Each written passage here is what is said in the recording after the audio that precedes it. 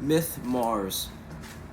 The the focus on the gym is to elevate your play, right? It's to how do I spend time in the gym or anywhere to improve the quality of my movement. So run faster, jump higher, be able to stop on a dime, right? You want to be quick, and you want to be strong on the ball, right? You don't want to be able you don't want to get knocked off the ball.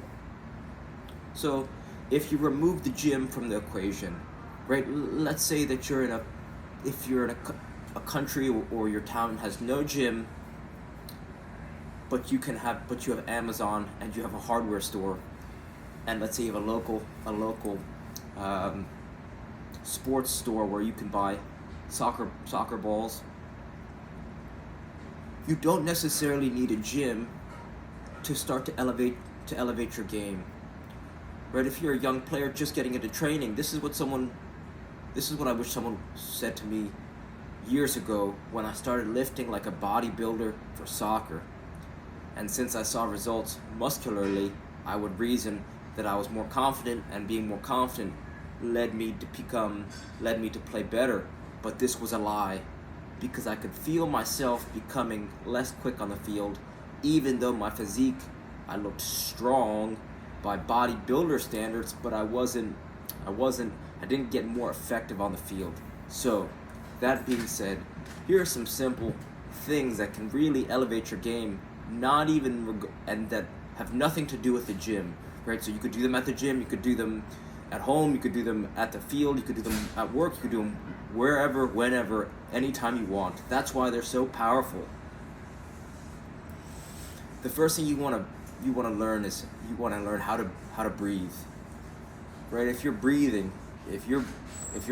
goes up, if your shoulders, Hey, how are you, man? good, how are you? Let's go.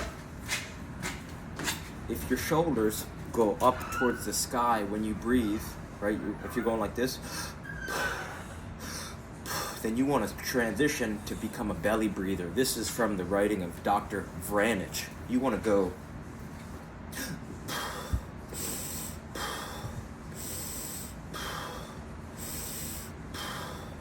right, because this uses less energy, which means it's going to effortlessly improve your stamina and your endurance. It's also going to help you stay calm in high pressure situations on and off the field.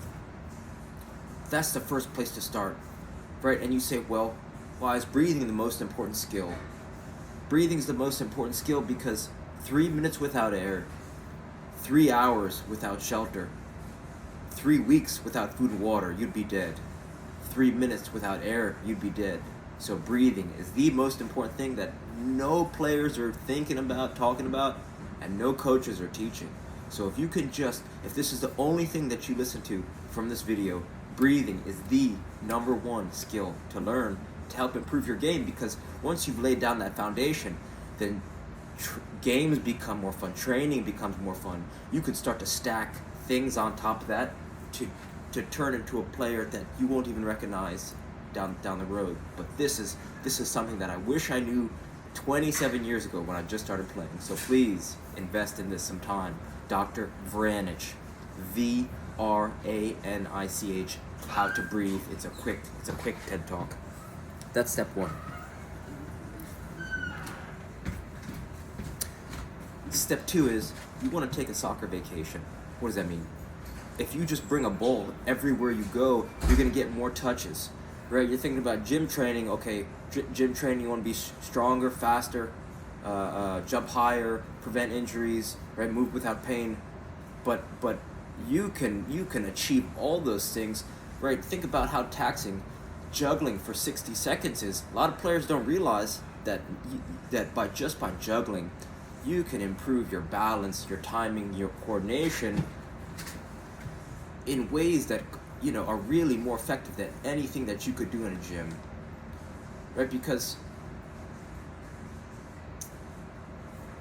a lot of times the effort that most players put into gym workouts doesn't translate to improved performance on the field. Plus, they're spending time and energy doing things that aren't super transferable, and they're using time that they could be spending playing or training smarter. So they kind of shoot themselves twice in the foot, right? First by doing something that isn't effective, and second by not doing the effective things, right? So just by bringing a ball with you everywhere you go, juggling, dribbling, playing perpetually, you're just gonna improve your joy on the field because it's super transferable. You know, 1,000-mile journey, you want to take a step in the right direction, and every step in the wrong direction is you're going to get farther away from your destination. So just by bringing a ball with you, you raise your joy because you can begin to constantly juggle, dribble, and play with yourself and friends and family. So that's something to keep in mind. That's a question. Can I bring a ball with me everywhere I go? Even a tennis ball, you could just increase the joy in your life. Number 3. Can I make an RMT rope? RMT rope. The reason why an RMT rope is so powerful is because it's an effortless way to improve the quality of your movement on the soccer field. And since it's lightweight, portable, and cheap, there's zero friction. So just by bringing it everywhere you go, right? You can't bring a dumbbell everywhere you go. I mean, you could, but it just it would start to. There are some things that fit in your pocket well, and there are some things that don't. And an RMT rope can just be laid on your neck or in your pocket or worn around your belt. And the question is, okay, why is this relevant? This is relevant because if you want to become the player that you believe that you could become, then training effective and efficiently is the name of the game, especially if you could do that in a state of joy and deep relaxation. Right, you think a lot of players spend time go to the gym, they do the wrong thing, and they're spending all this time and money on gym memberships, on protein powder, on creatine, and it's just not helping them become better players. But you think, okay, let's say you get some rope from your local hardware store, less than $10 a rope, as long as you are tall, and just by swinging it around rhythmically in circles, you're going to start to improve the understanding of where your body is in time and space. Because since your body's connected from fingers to toes, as you swing different things in your hand around, it helps you become more nimble, and you can start to use your body more elegantly. Right? You start to move like water on the field, and it's going to allow you to be able to take the ball out of the air and then orient yourself in the direction to where you want to go. Right? All soccer players are humans first, soccer players second, which means just by investing in a length of rope, as long as you are tall, or a soft length of rope, you can start to move better. And if you stack movement on top of breathing, you lay down, so you have this breathing foundation, then you have this moving foundation, then you start to unlock this gift of not requiring yourself.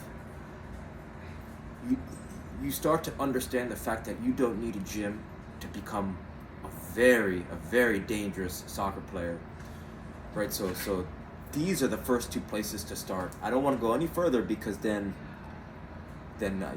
start to throw too many options at you, which might make you